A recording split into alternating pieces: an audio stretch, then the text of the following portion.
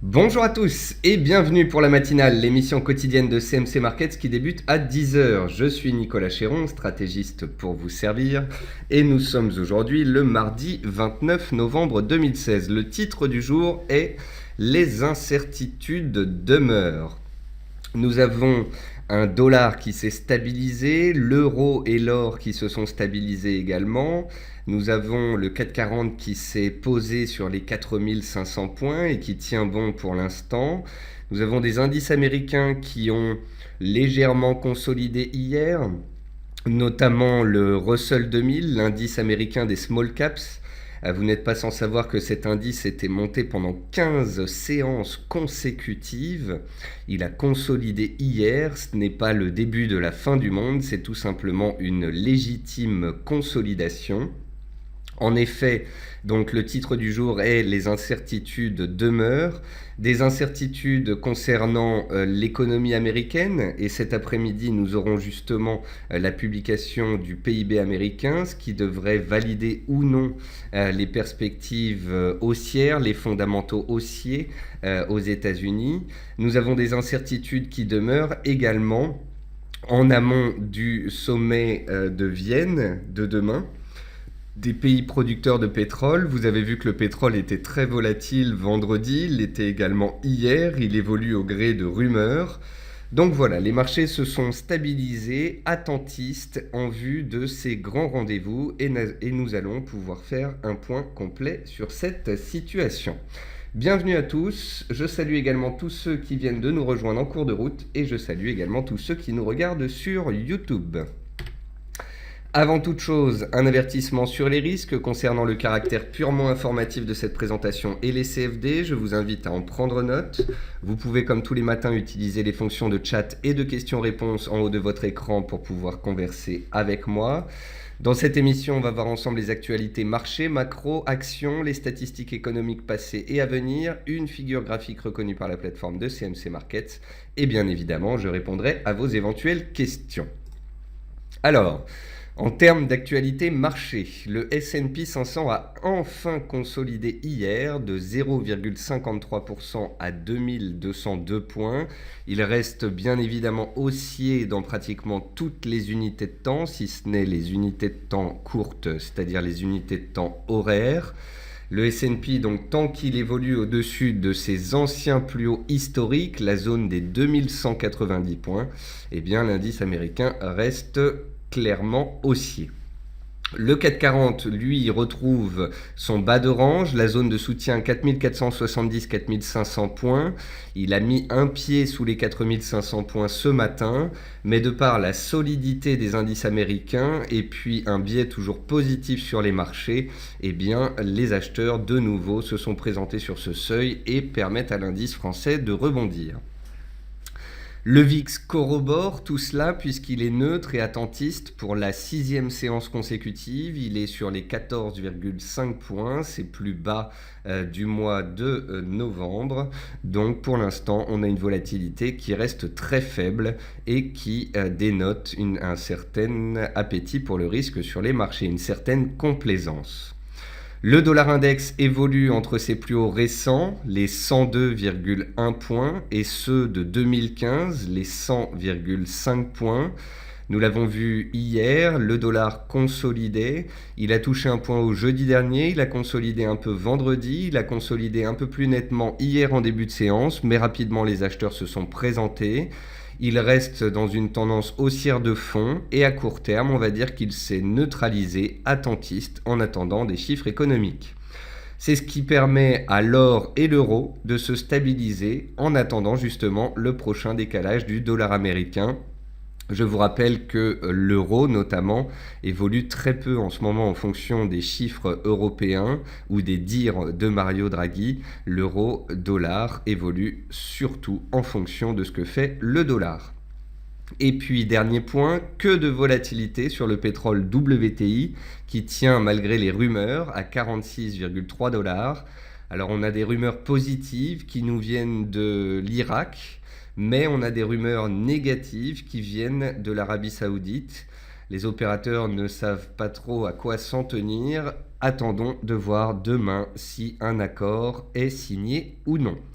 Bien évidemment, donc ça peut être un accord de gel de production ou de réduction de production ou pas d'accord. Je ne sais pas quel est votre sentiment. J'ai lancé un sondage hier sur Twitter à ce sujet. Apparemment, pour l'instant, eh bien, mes lecteurs ont l'air plus enclins à penser que nous allons non pas avoir une baisse de la production, mais peut-être au mieux un gel de la production.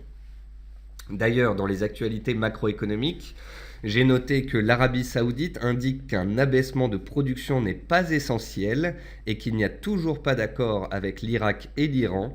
C'est ce qui justement contrebalance un petit peu les dires du ministre irakien et qui laisse les opérateurs dans l'attentisme. Hier, les banques italiennes ont pesé sur la tendance à la suite d'un article du Financial Times qui dit que 8 banques pourraient faire faillite en cas de non au référendum de dimanche prochain. Je vous rappelle tout de même que je vois mal le gouvernement italien ni l'Europe laisser tomber les banques italiennes et laisser les banques italiennes faire faillite. Souvenez-vous, quand il y a eu l'épisode Deutsche Bank, on a rapidement constaté que le gouvernement allemand serait là si nécessaire. En Italie, il me semble que la situation est la même. Le secteur bancaire italien est systémique. Je vois mal le gouvernement italien laisser les banques tomber.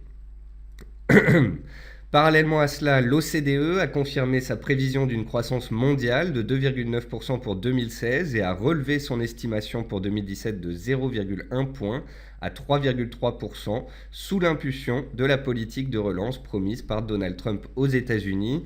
Alors, je m'arrête sur ce point-là. Vous aurez remarqué que toutes les anticipations, les hausses de taux aux États-Unis, les hausses de l'inflation, les hausses de la croissance, eh bien, tout cela est basé sur le fait que Donald Trump va effectivement baisser les impôts aux États-Unis, faire des plans de relance, des grands travaux.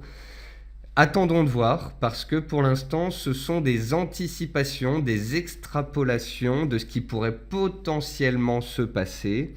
Tout le monde est donc désormais positif sur la croissance et le dollar, mais attention, si ça ne venait pas à se confirmer dans les mois à venir, eh bien, un retournement ne serait pas inconcevable. Et puis enfin, la Chine durcit son contrôle des flux de capitaux sortants. On passe de flux de capitaux sortants contrôlés de 50 millions à 5 millions seulement pour tenter d'endiguer la baisse du yuan qui est tombé à des plus bas de 8 ans contre le dollar américain. Côté entreprise, Solocal voit son syndicat autonome défendre le projet de restructuration financière présenté à l'Assemblée générale du 15 décembre. Forestia est désormais suivi par Jefferies avec une recommandation positive. Airbus pourrait licencier jusqu'à 1300 personnes selon les syndicats. Et puis Siemens signe un contrat électrique pour l'Allemagne et la Belgique pour 273 millions d'euros. Côté meilleure et moins bonne performance du CAC 40, vous pouvez voir qu'il n'y a pas une forte volatilité ce jour.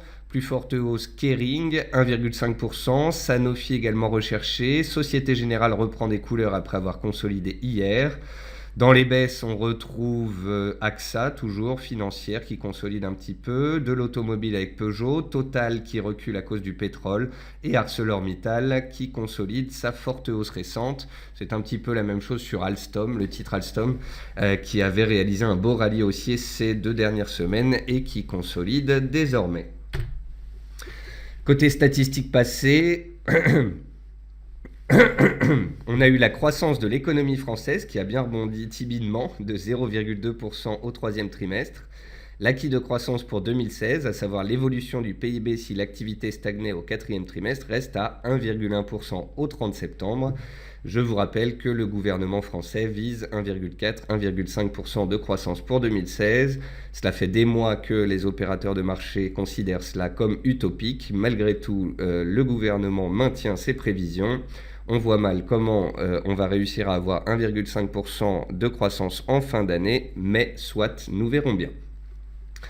Et puis ce jour, gros programme de statistiques. À 11h, la confiance des consommateurs en zone euro. À 14h, l'indice des prix à la consommation en Allemagne.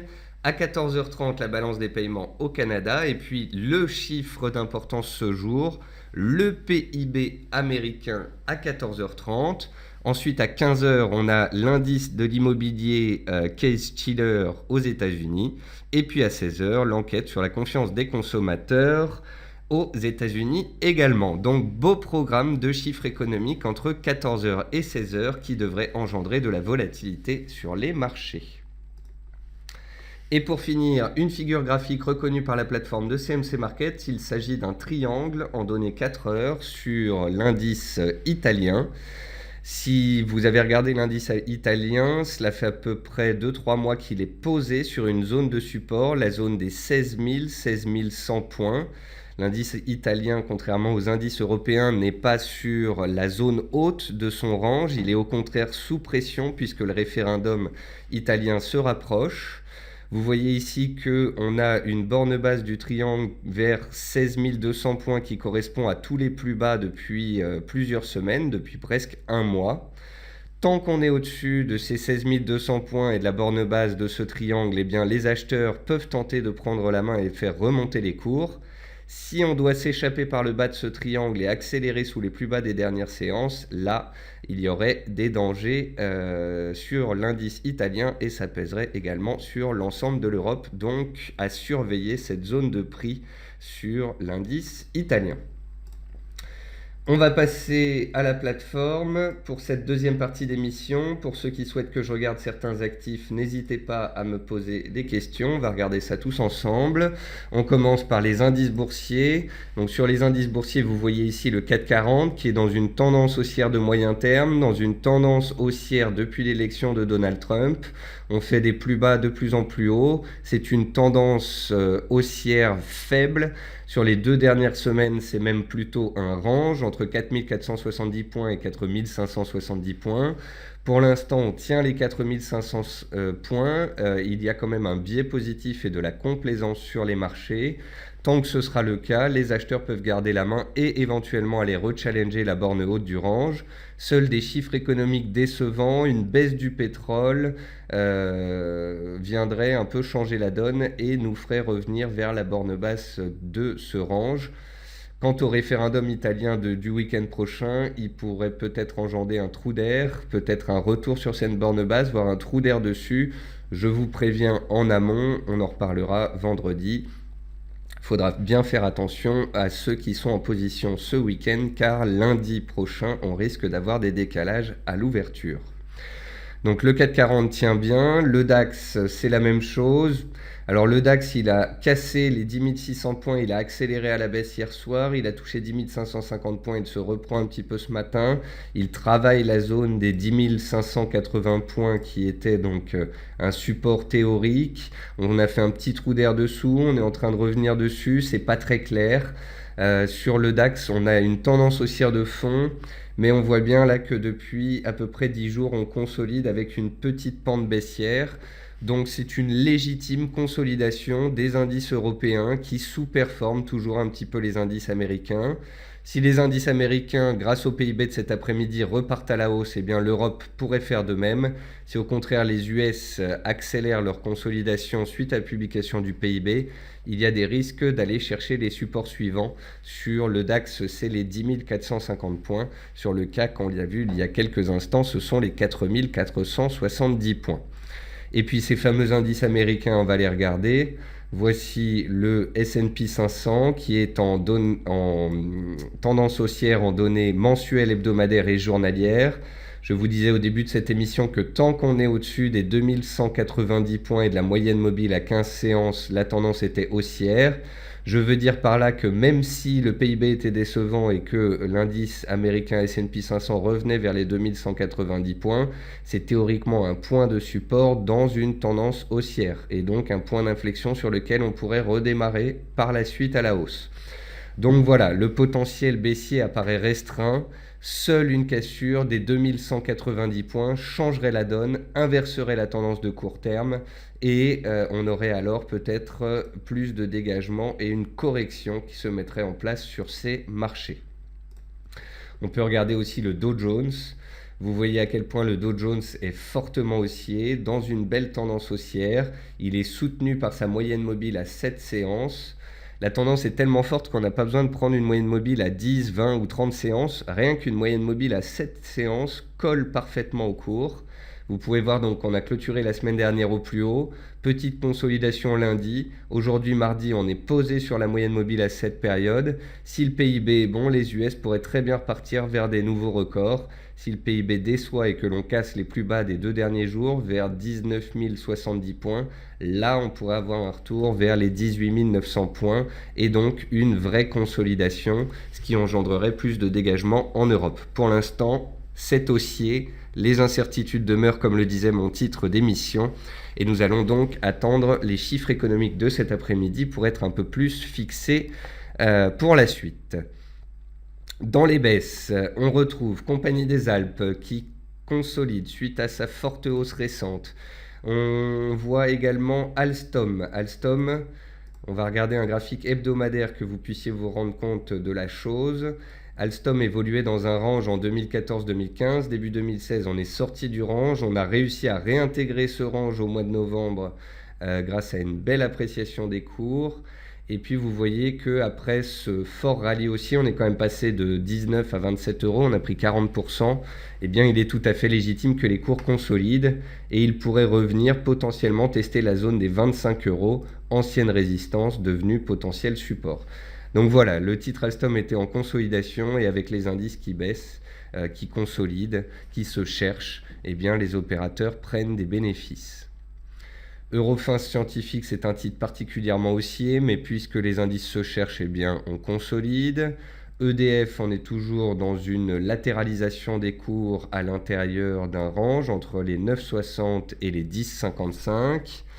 Gemalto, elle n'a pas réussi à casser les 50,50 hier, donc elle est toujours bloquée neutre entre un support de moyen terme, ici nos big baissières qui passent par tous les plus bas depuis des mois, et une résistance clé à 50,50. Eric me posait la question de regarder le titre Corian. Alors voici le titre Corian.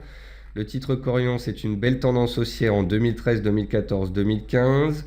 Début 2016, on a le choc baissier des marchés, puis la valeur s'est bien reprise, mais en septembre, on a un décalage baissier, les résultats ont déçu, depuis les vendeurs ont la main, les cours sont sous pression baissière, on voit bien que malgré la remontée des indices européens ces dernières semaines, eh bien Corian est resté sous pression, donc ici attention, c'est un titre baissier en données hebdomadaires, en données journalières, on s'approchera bientôt de points clés, de seuils clés travaillés par le passé.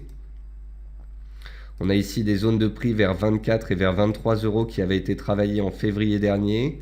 Donc pour l'instant, c'est baissier à moyen terme, baissier en journalier et on va s'approcher d'une zone travaillée sur les plus bas de février. Si une réaction haussière apparaît sur l'un de ces supports avec un chandelier de retournement, eh bien, c'est que potentiellement les acheteurs pourraient reprendre la main et on pourrait voir une belle réaction s'effectuer sur cette zone de support.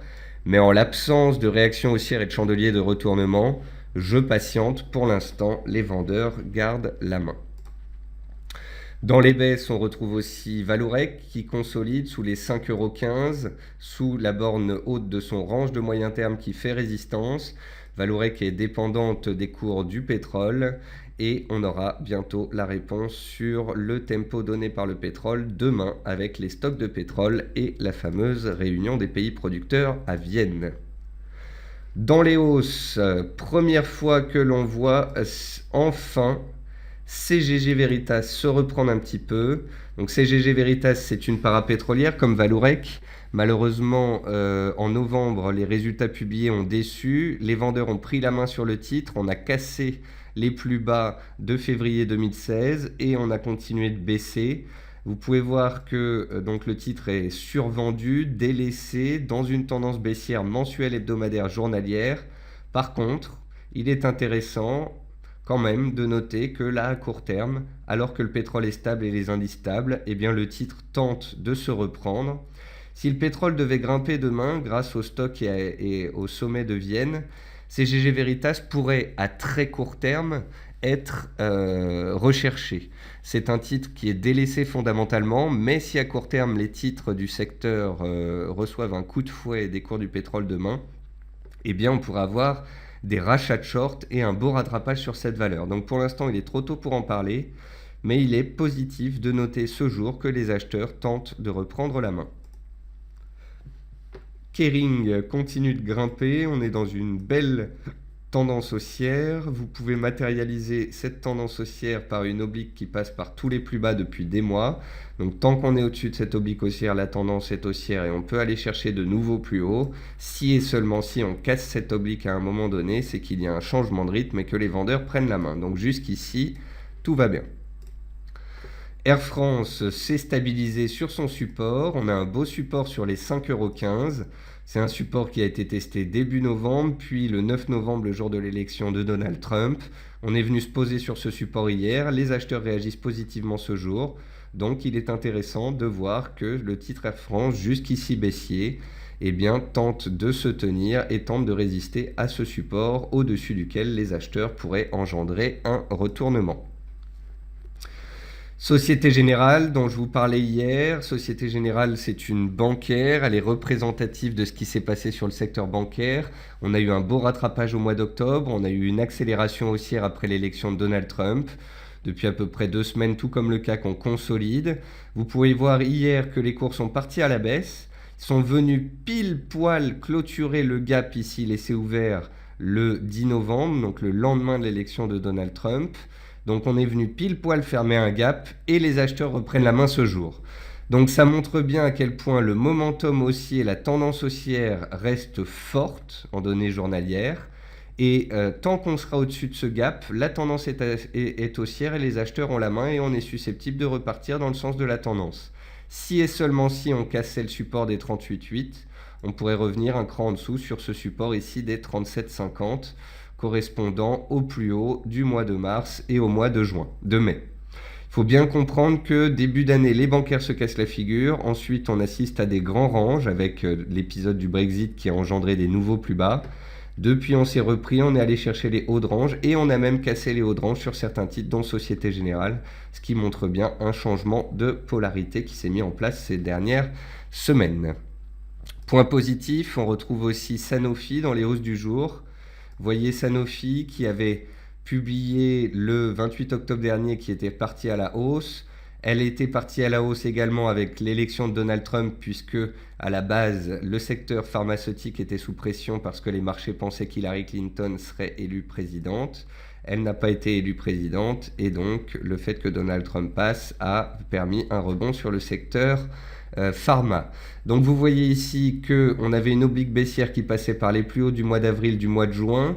Vous pouvez voir qu'en fait on a gapé cette résistance oblique, on a accéléré, on est revenu la tester la semaine dernière et depuis les acheteurs ont repris la main et tiennent la moyenne mobile à 20 séances.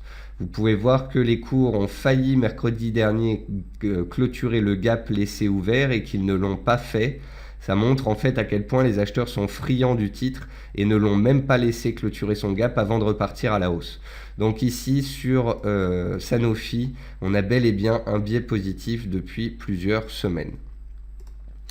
On va maintenant passer sur les matières premières.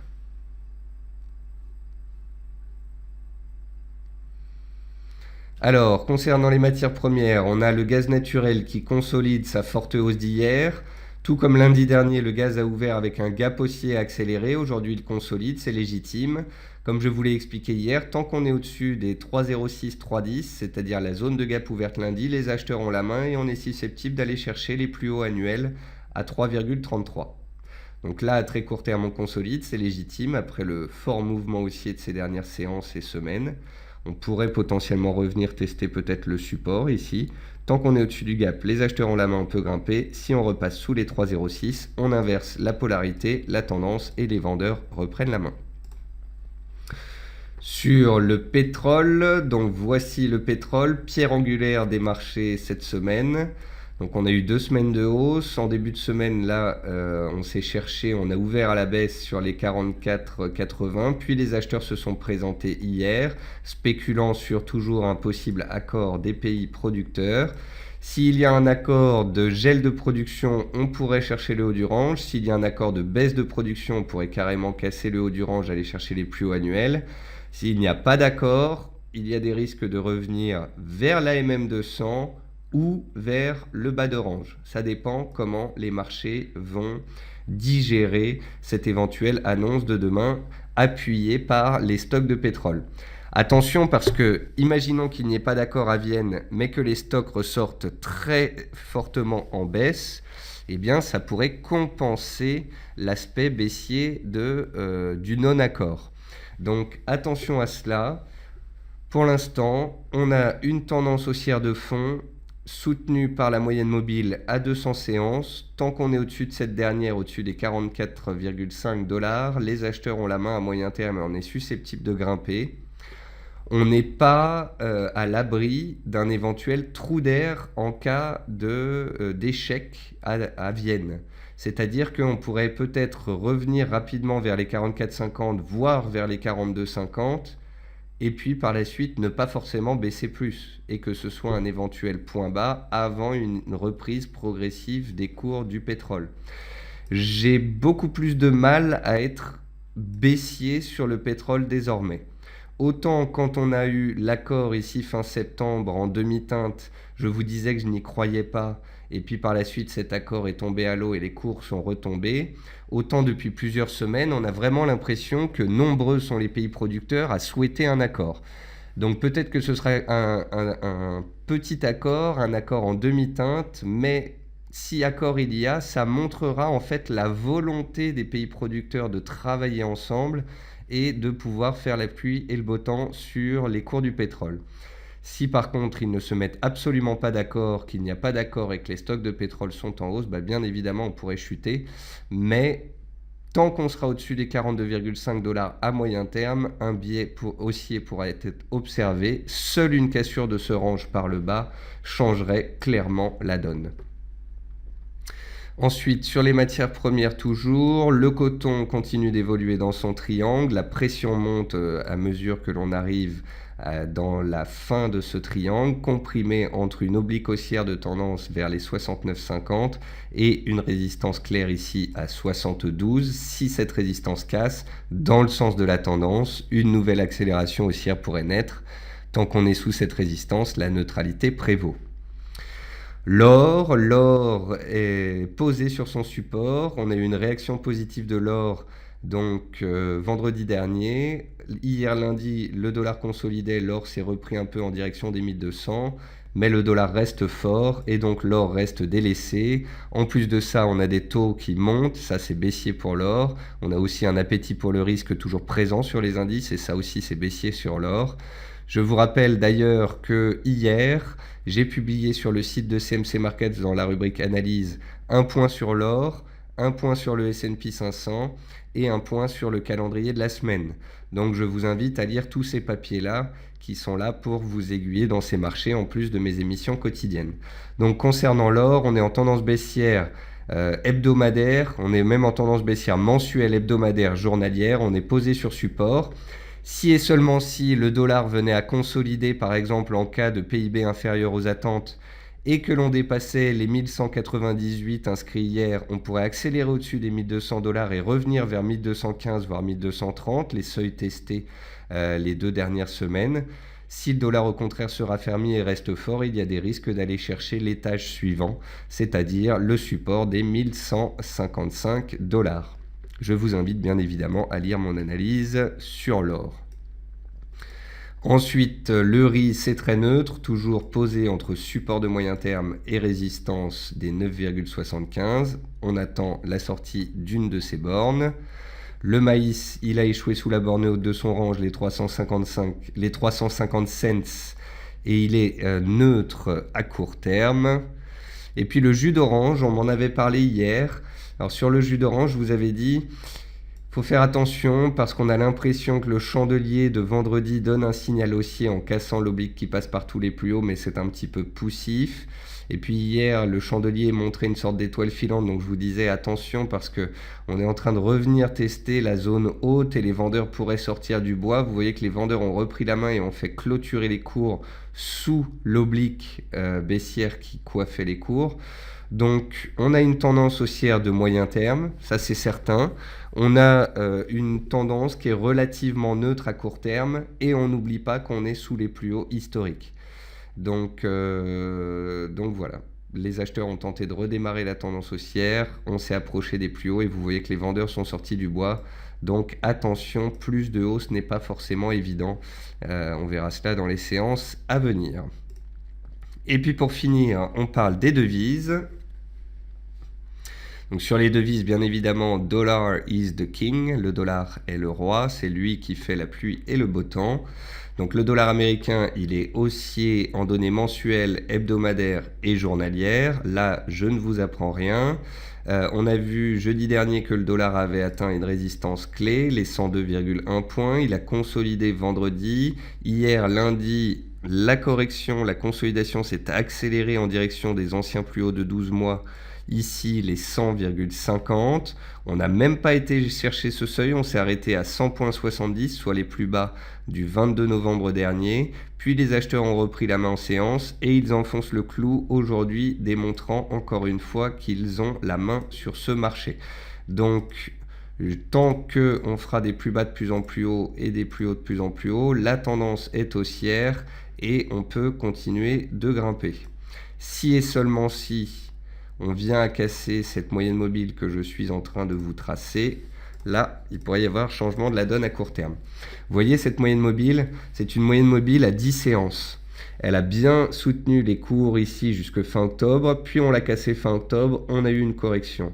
Puis on l'a recassé ici et les cours sont partis à la hausse. On est venu se poser dessus hier, on la tient ce jour. Tant qu'on tient cette moyenne mobile, on est dans une tendance haussière très forte et on est susceptible de retourner vers les plus hauts, voire de les casser et de continuer de monter.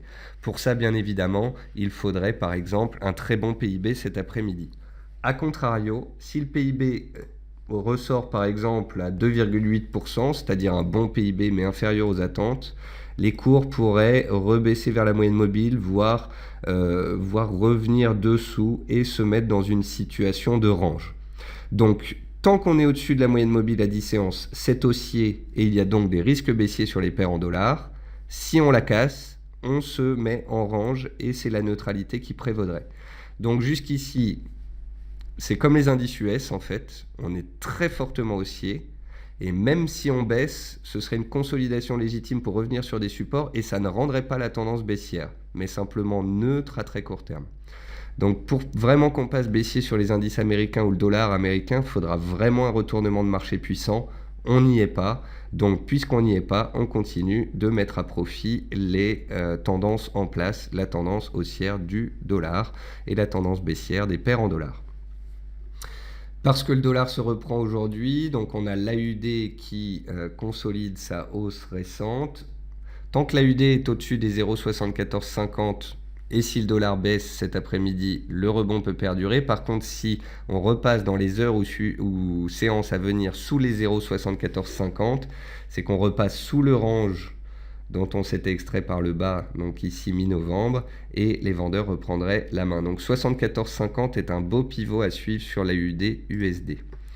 L'euro-dollar, lui, il a tenté de rebondir hier, il a buté sous les 1,07.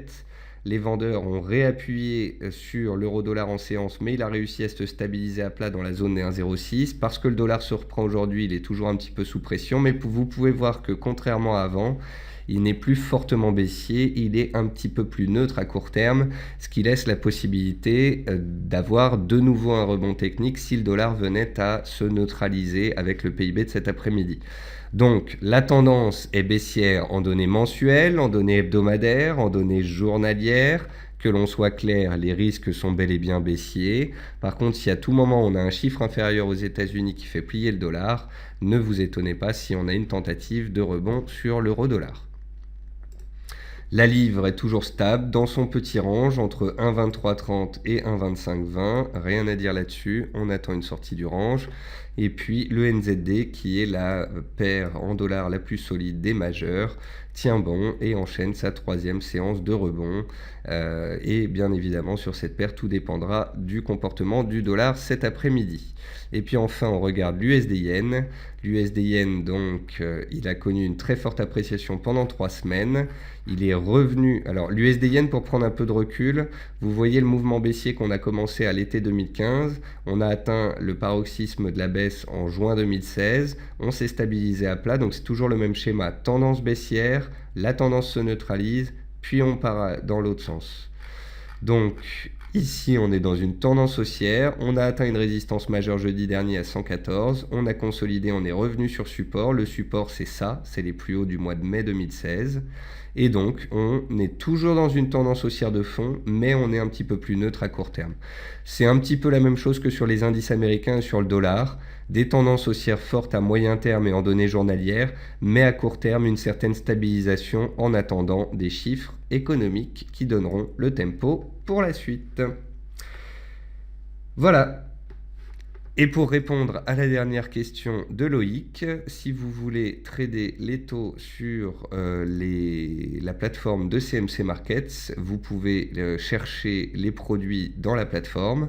Ici, par exemple, j'ai mis les taux américains, anglais, le Bund. Donc les taux sont ici, je m'en suis fait une petite liste. Vous pouvez les étudier, faire de l'analyse technique et fondamentale dessus, et vous pouvez bien évidemment les traiter. Voilà, sur ce, c'est la fin de cette émission. Je vous souhaite à tous une bonne séance, un bon appétit, un bon trading.